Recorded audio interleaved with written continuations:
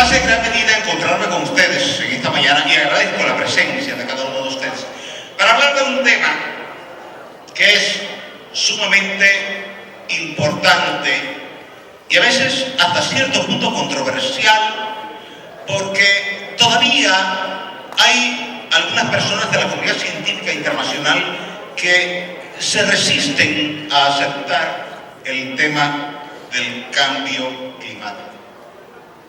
Cuando hablamos del tema del cambio climático, necesariamente tenemos que hablar de gestión, tenemos que hablar de políticas públicas, tenemos que hablar de decisiones y de acciones que necesariamente tienen que ser asumidas por ustedes que representan el liderazgo político provincial, municipal y distrital. No podemos dejar que todas las políticas públicas queden permanentemente en las manos de quienes llevan la conducción del Poder Ejecutivo, si cada uno de ustedes son un Poder Ejecutivo en menor escala dentro de su demarcación. Entonces, la pregunta al final del día de hoy es: ¿qué podemos hacer nosotros como alcaldes para ayudar a establecer y a aplicar políticas públicas que le permitan a la sociedad dominicana salir exitosamente de este desafío del cambio climático? Y de eso queremos hablar en estos minutos, porque la investigación científica nos dice que las emisiones de gases de efecto invernadero son las más altas en los últimos 800.000 años.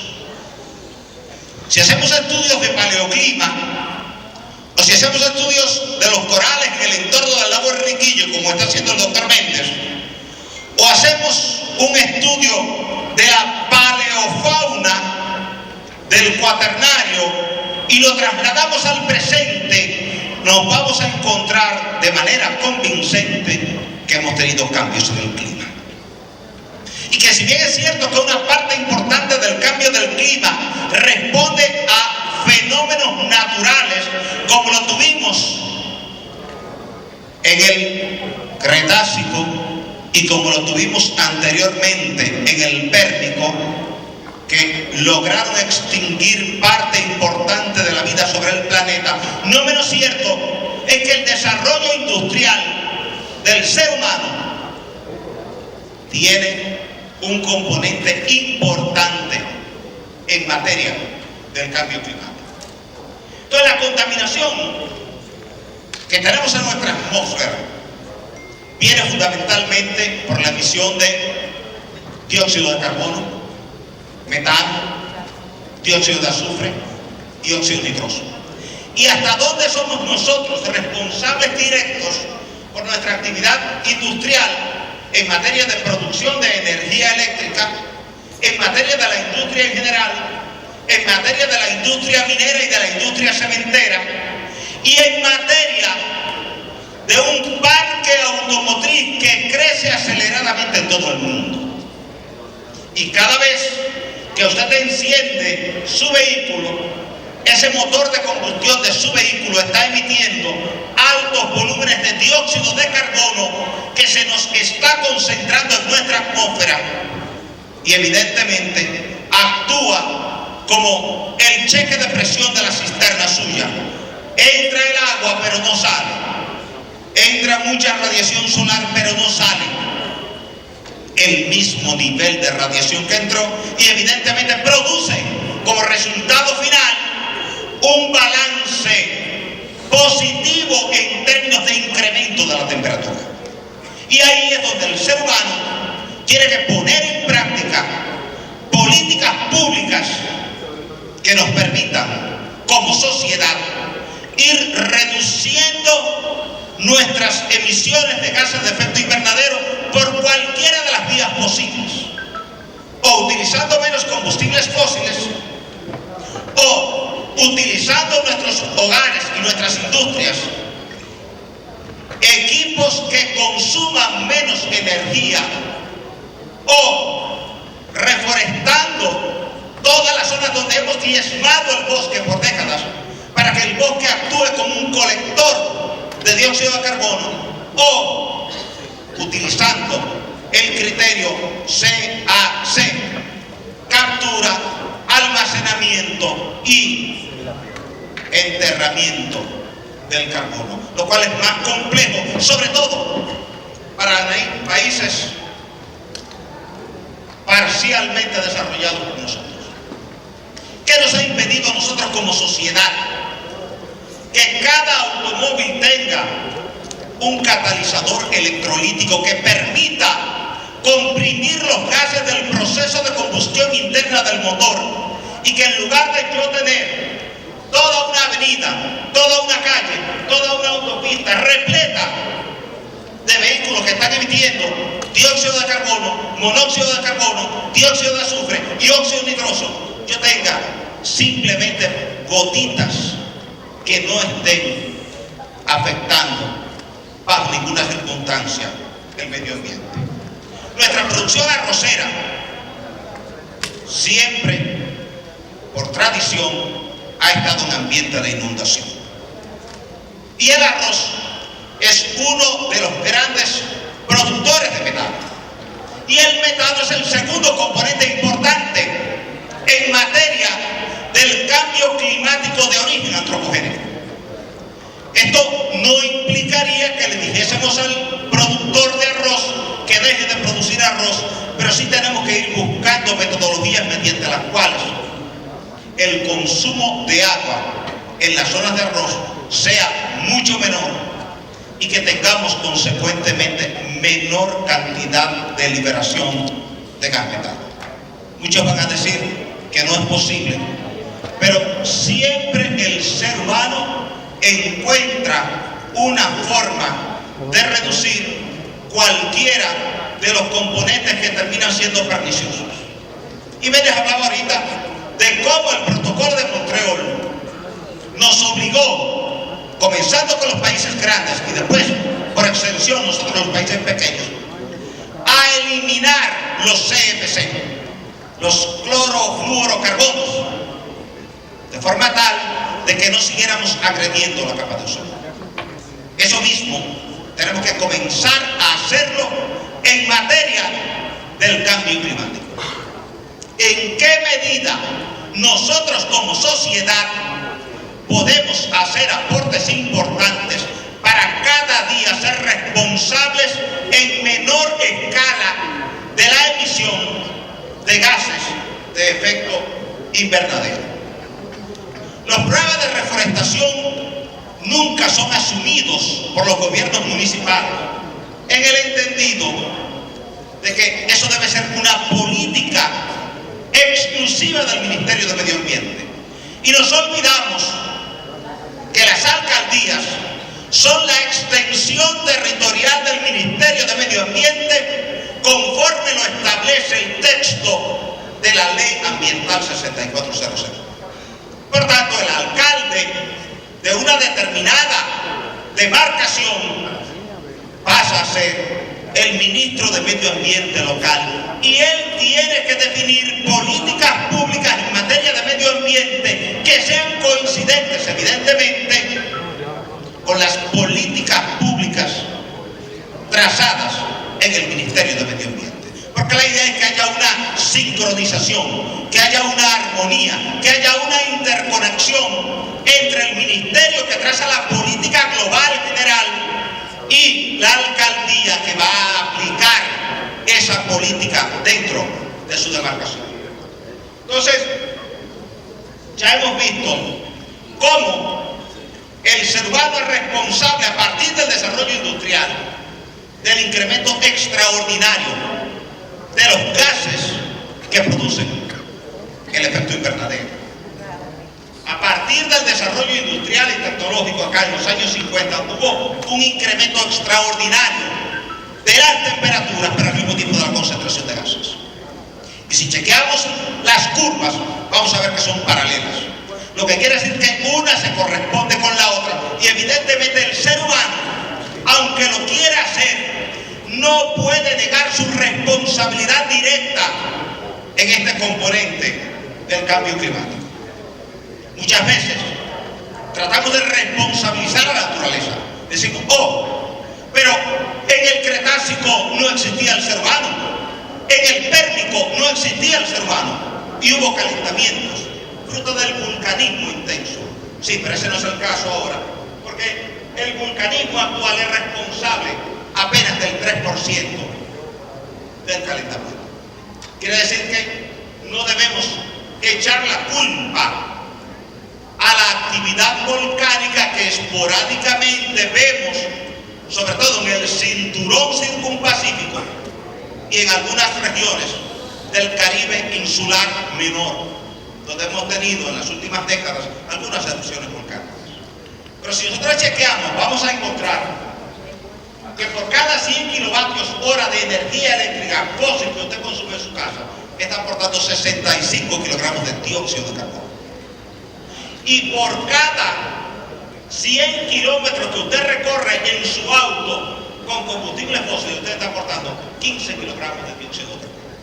Lo que quiere decir que usted, yo y todos somos responsables de una u otra forma de la emisión de gases de efecto invernadero.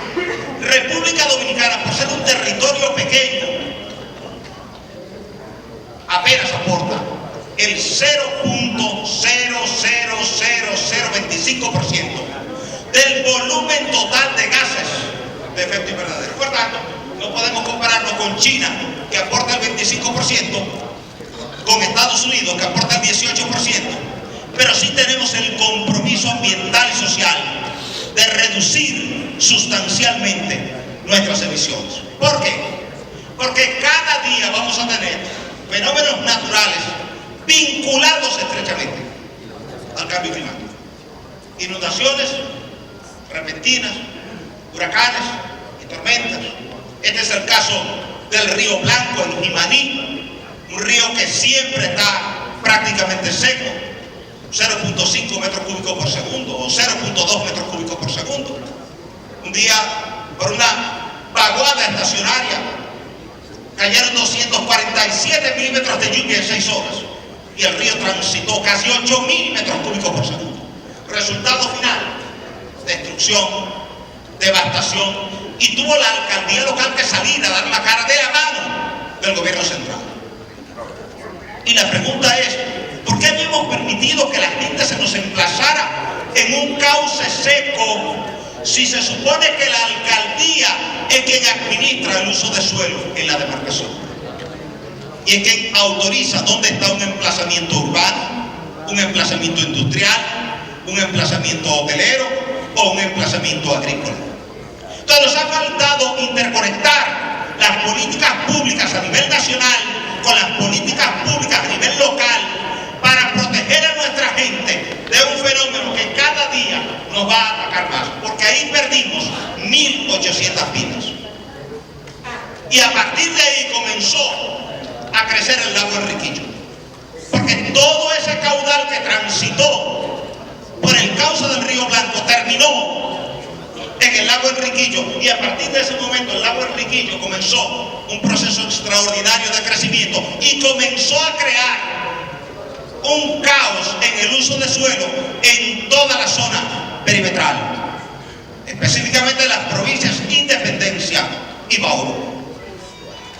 Y finalmente hubo que salir a buscar una solución costosa, hubo que desmontar el emplazamiento urbano que teníamos en Boca de Cachón para reubicarlo en una parte alta, con el costo que ello implica, el trastorno social que ello implica y evidentemente la insatisfacción de una parte de la gente que siempre tiene la expectativa de estar dentro de los reasentados y que no está, y que se convierte siempre en una voz de protesta.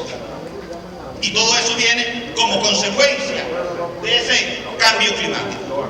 Nuestras oficinas de aduanas en Jimaní, ustedes las conocen, las vieron por mucho tiempo, como se iba ahogando, pasaba el tiempo y seguía ahogándose más, pasaba el tiempo y terminó de ahogarse. Desapareció la oficina de aduanas. Nadie había visto nunca que esto ocurriera.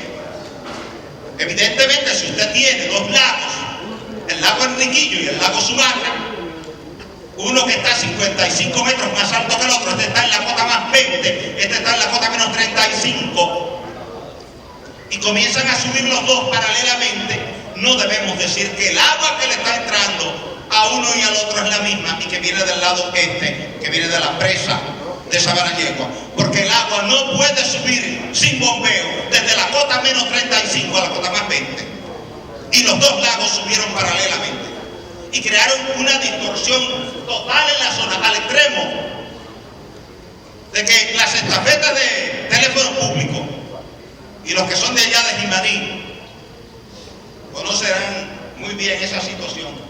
Hubo que poner tanto relleno en mal paso en la zona de cruzar hacia Haití, que finalmente miren cómo quedaron las casetas de teléfono público.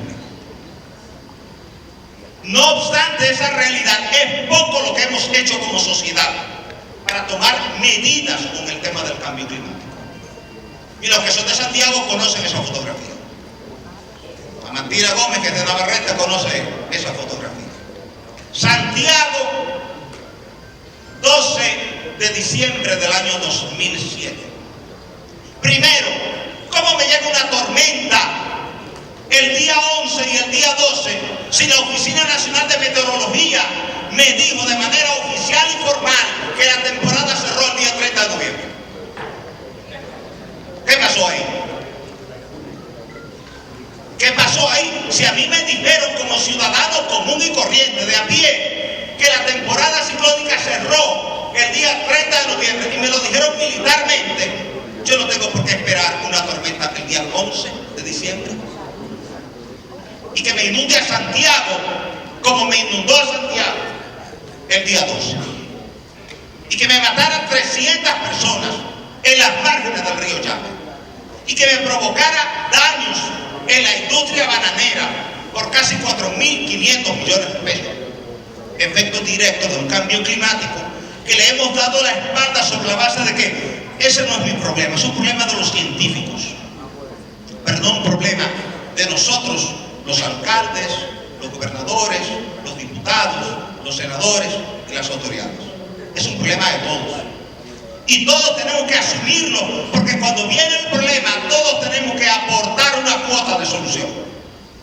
Por tanto, mientras mejor entendamos el problema del cambio climático, sus causas y sus consecuencias, mejores decisiones podremos tomar como autoridades en cada demarcación del territorio nacional. Y la idea de abordar este tema con amplitud en el día de hoy es precisamente que cada uno de nosotros pueda salir de aquí con una idea mejor definida de lo que es el cambio climático y hasta dónde está frente a nosotros, y muchos de nosotros queremos todavía ignorarlo o negarlo. Santiago, la cárcel de Rafael toda inundada. El cambio climático provocará más tormentas y tornados en Estados Unidos. Ustedes lo ven permanentemente. El informe del IPCC del 2014, el panel intergubernamental para el cambio climático, que ha estado trabajando este tema desde aquella primera reunión que tuvimos en Sao Paulo en el año 93, el Instituto de Pesquisas Espaciales, para abordar estos temas y ver en qué medida todos los países latinoamericanos nos incorporábamos a la metodología de computación de nuestros aportes y el establecimiento de medidas para ir reduciendo significativamente las emisiones. Han pasado 2 décadas y poco, casi nada, hemos hecho en ese sentido. ¿Qué nos dice el IPCC hoy día? Que nuestro escenario en materia del cambio climático tiene estas 2 posibilidades. Si seguimos como vamos, para finales de este siglo la temperatura habrá subido 5 grados Celsius, lo cual haría inviable la vida en muchos territorios y para muchas especies, animales y vegetales. Entonces ya ahí habría un desafío para la sociedad que viene subiendo hoy día. Y para los que no han nacido hoy, pero que van a nacer mañana y pasado, y que que tienen derecho a la vida. Entonces, el otro escenario posible es este. Si comenzamos a reducir nuestras emisiones de gases de efecto invernadero, entonces nuestro componente sería este. Y ahí es donde tenemos que llegar. Realidad. Calentamiento global. Mayo del 2015 fue el mes más caluroso de la historia. Pero ese dato no es mío. Ese dato es de la NOAA, la Oficina para la Administración Oceánica y Atmosférica de los Estados Unidos, que lleva registros de las temperaturas desde 1880. Y nos dice que desde 1880 hasta el presente, el mayo más caluroso que ha sufrido la humanidad es el mayo del año 2015. Del 2015, el año en que estamos. Cuando vemos el mapa de distribución de las temperaturas, para mayo 2015 nos encontramos con esa realidad. Ola de calor en Pakistán mata a 1.233 personas en una semana. La gente sufriendo el calor. Fuerte ola de calor invade Francia, el sur de Europa. El clima en la región, ustedes ven, bueno, hoy tenemos un huracán aquí, en esta zona de México, pero no tenemos ningún huracán en el Atlántico. Mucho vapor de agua concentrado acá en el Pacífico y muy escasa cantidad de vapor de agua en el Atlántico. Si usted ve esta imagen de satélite, antes de ayer, va a ver esta concentración de vapor de agua acá. ¿A qué se debe? A que esta mancha roja acá es toda una franja de resequedad total, absoluta. Por tanto, aquí no tengo ninguna posibilidad de lluvia, acá tampoco, solamente acá. Y estas bandas permanentemente se me están extendiendo más. Y se me están haciendo más. Por tanto, el Caribe está enfrentado al tema de la sequía. Puerto Rico ha vivido su peor sequía. Pero le advierten la sequía que afecta a Puerto Rico puede ser la peor de la historia. Pero igual nos pasa en la República Dominicana.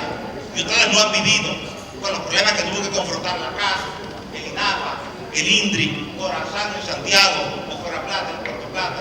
Es decir, los niveles críticos que hemos tenido en las presas, donde presas que normalmente estaban como Tavera, en la cota 323, 24, 25, en la cota 310 y 311. Terrible y difícil de administrar. Entonces, el antes y el ahora representa un desafío para ustedes. La presa de Rincón, igual situación, Catillo. Entonces, todo este problema crea conflictos sociales, como pasó en Sabana Iglesia, el país todo. El tema de el tormento, el trastorno, la dificultad en el sector agropecuario. La agricultura quita que hay pérdida de 200.000 quintales de arroz en la línea noroeste, fruto de la sequía. El tema del plátano, ustedes lo conocen. ¿A dónde se ha disparado el precio del plátano? Fruto de la sequía, donde nunca había subido. Y todo eso tiene un componente social de trastorno que termina preocupando al gobierno central y al gobierno municipal. Por eso el Papa, en su encíclica Laudato Si, ha asumido el tema del cambio climático. Cada vez que ha tenido que hablar en público, ha hablado del tema del cambio climático. La ONU le ha agradecido esto, y todos nosotros también, porque si la Iglesia Católica representa cerca de un 25% de la población mundial y ha asumido el tema del cambio climático como discurso central en su prédica dominical, ¿por qué nosotros no asumimos el mismo discurso? En conclusión, nosotros estamos frente a un cambio climático que es una realidad. Aumento de temperatura, sequías extremas, reducción de la disponibilidad de agua, reducción de la producción de alimentos, desertificación, aumento de tormentas y huracanes. República Dominicana es uno de los países que menos gases de efecto invernadero produce, pero es uno de los países más afectados en la región del Caribe por la sequía, por la falta de agua, reducción de la producción de alimentos, migraciones vecinas, tormentas y huracanes, y todo esto provoca muchas inundaciones. Esto no quiere decir que todos los años vamos a tener sequías, pero cada vez que tengamos sequía van a ser probablemente más largas y más severas. La falta de una ley de ordenamiento territorial permite que las urbanizaciones y las industrias compitan por los mismos suelos que debían destinarse a la producción de alimentos. Y ahí hay un desafío para ustedes, para el Ministerio de Medio Ambiente y para el Ministerio de Economía, Planificación y Desarrollo. La falta de ordenamiento territorial facilita que mucha gente del Cibao construya viviendas en suelos agrícolas de baja capacidad de carga y muy vulnerables a terremotos. Dentro de los planes de ordenamiento territorial municipal debe tomarse en cuenta que los suelos ricos en materia orgánica deben ser priorizados para la producción de alimentos y no para urbanismo, ya que el uso de suelos agrícolas para el urbanismo y el uso de suelos inorgánicos para la agricultura representa distorsiones de los usos de suelo. Aquí tenemos una distorsión de los usos de suelo y todos somos cómplices, todos, sin excepción. El uso de suelos agrícolas para el urbanismo representa mayores costos para la construcción de viviendas. Yo tengo que mejorar el suelo, quitar la parte más saturada para mejorar la capacidad de carga del suelo, y eso me incrementa el costo. Pero entonces tengo que irme a un suelo estéril a sembrar yuca o batata, un suelo arenoso o limoso que consume más agua porque no retiene el agua. Entonces, cualquiera de esas dos distorsiones me crea un caos, me baja la eficiencia, me aumenta el costo y me crea al final del día una severa perturbación en la sociedad. El uso de suelos inorgánicos para la agricultura representa alta inversión económica en el mejoramiento del suelo, la fertilización del suelo y el mayor consumo de un agua que cada día está más escasa y que cada día está más cara. Por tanto, si no organizo esto, cada día los alimentos me van a costar más y a la gente se le va a poner más difícil la vida y evidentemente la gente va a terminar tirada a la calle, y cuando la gente se tire a la calle va a ser inmanejable. Recomendaciones. Los líderes políticos nacionales y los gobiernos municipales deben comenzar a tomar medidas para reducir los gases de efecto invernadero, estimulando a la población a consumir menos derivados del petróleo y menos energía eléctrica, mediante incentivos al uso de equipos de bajo consumo de energía y de bajo consumo de combustibles. Es urgente promulgar la ley de ordenamiento territorial que está en el Congreso, que fue aprobada por una de las cámaras, pero la otra cámara todavía no se ha dado por enterada de que la ley de ordenamiento territorial está allí.